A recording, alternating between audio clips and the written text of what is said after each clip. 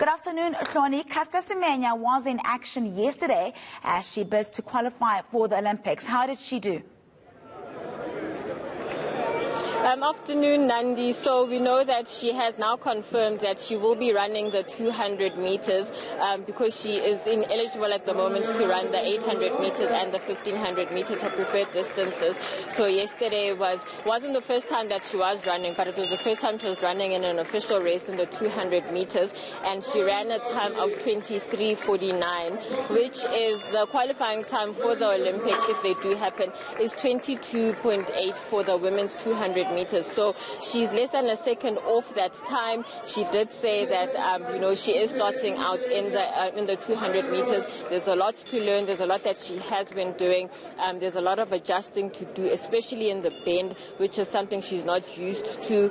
The 200 meters is more about speed, especially in the bend, whereas the 800 meters was about power. So she isn't quite used to that yet, but she is still getting used to it. But she won yesterday in that time of 23:49, above way over the other contestants. The second place was Vendanel, and she was a 24-something runner. So Caster's quite clearly fast in the 200 meters as well in the country, but whether that will be competitive for the European circuit, if that does happen, we will wait to see in around May.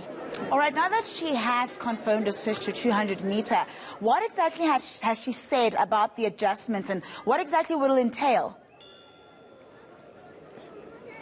Yeah, so she said that it has been a bit difficult because obviously she's been used to running 2 laps, whereas with the 200 meters it's basically a straight shoot out half a lap. So there is obviously some mental adjustment to do, but there is also some physical adjustment that she does need to do. But she has been working on that quite a lot, on her speed to get going in the 200 meters. We didn't see any of that yesterday. She ran quite comfortably in the heats and also in that final itself to win.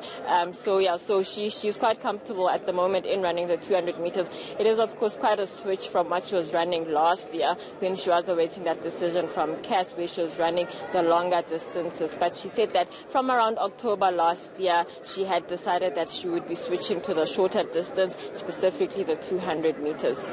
All right, so Semenya isn't the only big name in action this weekend, Hloni. The men's 100-meter final is taking place in less than about 20 minutes with Akani Simbine among the contestants. Yes, so Akani Simbine will line up next to Henrico Brunchis and also the SA champion in the 100 meters, Simon Mahakwe, in that one. There's no Thando Khoto, but those three should make it an interesting 100-meter final. We know that, again, it's very early in the season, so the athletes are still kind of getting their times and their fitness going. Akani did run a few weeks ago in another race, but not 100 meters, so this will be his first official race that he will be running. It will be interesting to see because Henrico Brunchis was quite fast in his semi-final. I think he posted the fastest semi-final time, actually, of 10.02, I think it was, and Akani was a few split seconds off that. So it's going to be interesting to see what happens. He didn't run the 200 meters last night. Clarence Munyai won that one, but we'll see between those three who should be the favorites, Henrico Brunchis, Akani Simbine, and Simon Mahakwe, what happens in that 100 meters. We know that, of course, Akani did well in some parts of the Diamond League season last year, so we're waiting on him possibly as one of our contenders for a medal in Tokyo if it does happen, as he did win at the Commonwealth Games in 2018. All right, and then just lastly, Hloni, before I let you go, with so many events being cancelled because of the coronavirus, surely that will catch up with athletics and even possibly the Olympics. Yeah, we were talking to someone just now about that this might well be the last athletics, or this weekend might be the last weekend of athletics action, because we don't see how, with everything else that is being cancelled around the world, how this is going to continue.